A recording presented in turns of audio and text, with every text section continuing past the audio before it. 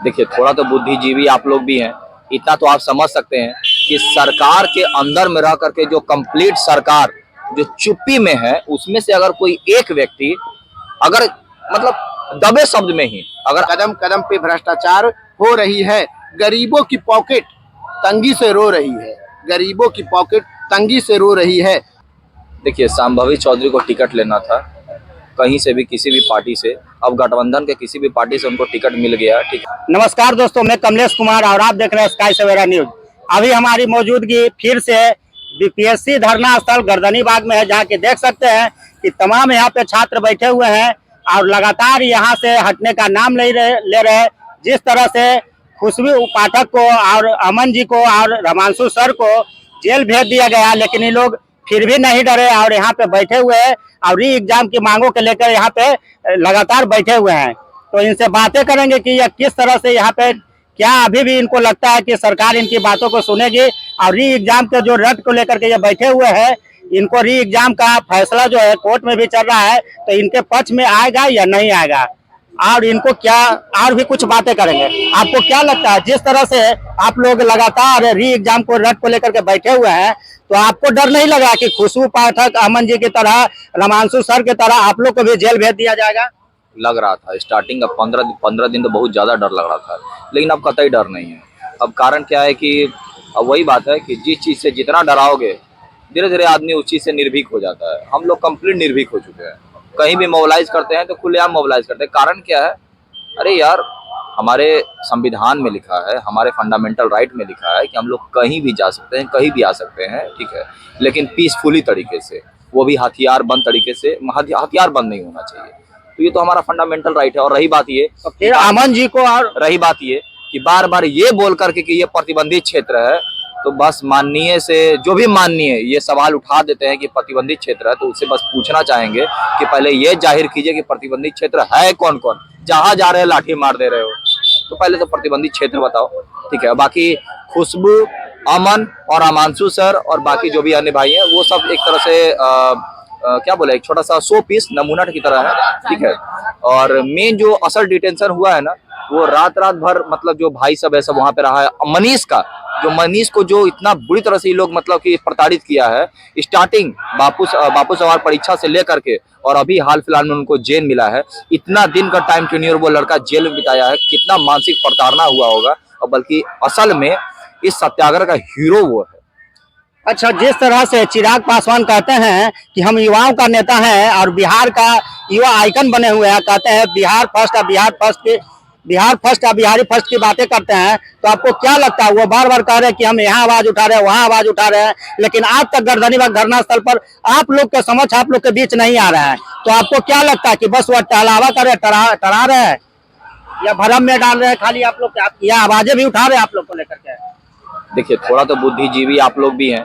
इतना तो आप समझ सकते हैं कि सरकार के अंदर में रह करके जो कंप्लीट सरकार जो चुप्पी में है, उसमें से अगर कोई एक व्यक्ति अगर मतलब दबे शब्द में ही अगर आवाज उठा रहा है, थोड़ा तो गट्स होगा ना उसमें। अब रही बात ये, यहाँ नहीं आए जो भी है वो कंप्लीट वो कोलिजन में, गठबंधन में बंधे हुए हैं। और उसमें स्वतंत्रता, देखिए on the way social ground पे स्वतंत्रता जरूर है, लेकिन पार्टी के विद इन आकर के, एक फ्लैग के अंदर आकर के, एक पॉलिटिकल मोटिव के अंदर आकर के आप हर चीज अपने स्वायत्ता से नहीं कर सकते हैं। फिर भी इतना कर रहे हैं, ये हमारे लिए अच्छा बेनिफिशियल।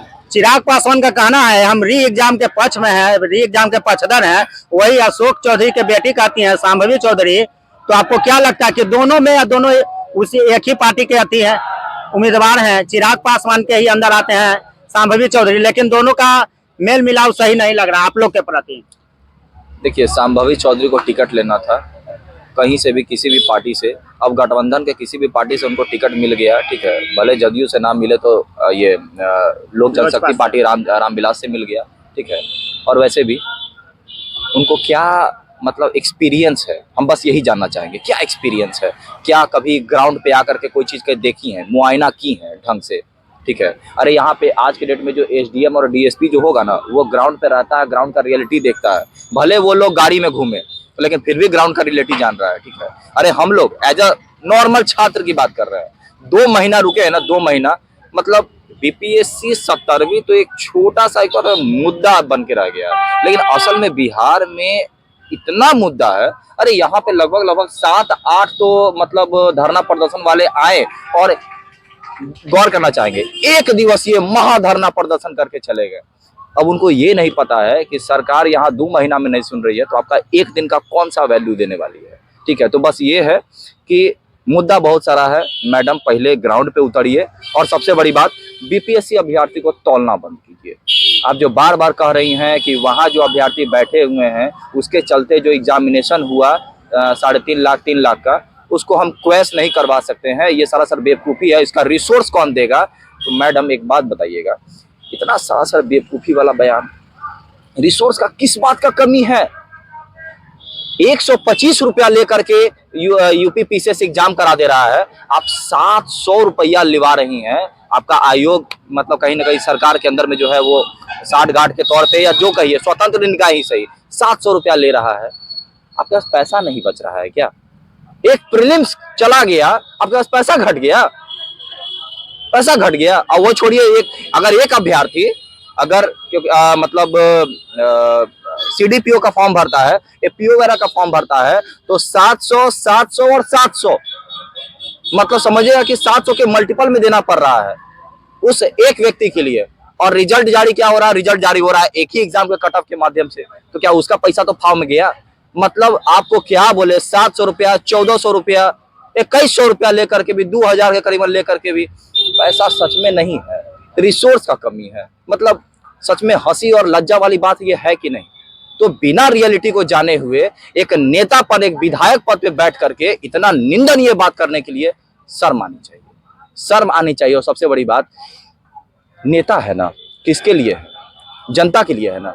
कभी आज तक ये हुआ कि हम यूथ हैं, हमको यूथ के लिए, यूथ की आवाज को आगे बढ़ाना है, हमारा यूथ वहां बैठा हुआ है गर्दनी बाग में, एक बार शकल दिखा दे, शकल दिखा दे। किस नेता की बात कर रहे हैं आप? किसे बुलाना चाहते हैं? जिसके बारे में आप पूछ रहे हैं। चिराग पासवान नहीं, शांभवी चौधरी कह सकते हैं, कह सकते हैं।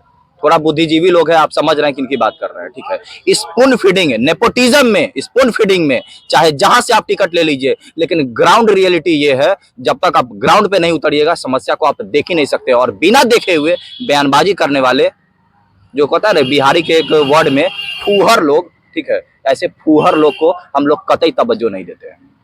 आप क्या कहना चाहते हैं सर? शांभवी चौधरी जिस तरह से आप लोगों के विपक्ष में आके बातें कर रही हैं, तो आप क्या कहना चाहते हैं? देखिए, शांभवी चौधरी जो भी कहना चाह रहे, अब विपक्ष में आकर बोल रहे हैं, हम एक कविता के माध्यम से आपको उसमें सारा जवाब मिल जाएगा आपका, ठीक है ना। ये गांधी की धरती रो रही है, ये गांधी की धरती रो रही है, ये भारत के युवा खो रही है, ये भारत की युवा खो रही है। कदम कदम पे भ्रष्टाचारी हो रही है, कदम कदम पे भ्रष्टाचार हो रही है। गरीबों की पॉकेट तंगी से रो रही है, गरीबों की पॉकेट तंगी से रो रही है। बेरोजगार युवा, जैसे हमारे भाई एक फांसी पे चढ़े हैं, बेरोजगार युवा फांसी के फंदों पे सो रही है, बेरोजगार युवा फांसी के फंदों पे सो रही है। मेरी मैया बेटा बेटी ऑफिसर बनाने के सपना में खो रही है, खो रही है। मेरी बाबू की जमीन कट्ठे दो कट्ठे बिक्री हो रही है, कट्ठे दो कट्ठे बिक्री हो रही है। कई दिनों से सड़कों पे छात्र लावारिस जैसा सो रही है। एक गांधी की धरती खो रही है, एक गांधी की धरती खो रही है। भारतीय संविधान की मौलिक अधिकार पे हनन हो रही है, हनन हो रही है। पुलिसिया लाठी डंडा की सेवा हो रही है, ये पुलिसिया लाठी डंडा की सेवा छात्र पर हो रही है। वाटर कैनन की बारिश पूस की रात में हो रही है। बाबा साहेब की संविधान पन्ने दो पन्ने खो रही है, पन्ने दो पन्ने खो रही है। लाखों हजारों छात्र री एग्जाम के लिए रो रही है। भ्रष्ट हुक्मरान मुंह में तुलसी 64 पान दबाकर सो रही है। एक गांधी की धरती रो रही है, भारत के युवा खो रही है। तो देखा कि किस तरह से अपने कविता के माध्यम से सरकार पे तंज कसते हुए बीपीएससी छात्रों ने यहाँ पे सरकार को अपने दुख दर्द को जाहिर किया और इस स्काई सवेरा न्यूज के सामने रखा। तो आपकी क्या प्रतिक्रिया है इस पे कमेंट बॉक्स में जरूर लिखिए। देखते रहे स्काई सवेरा न्यूज में कमलेश कुमार, धन्यवाद।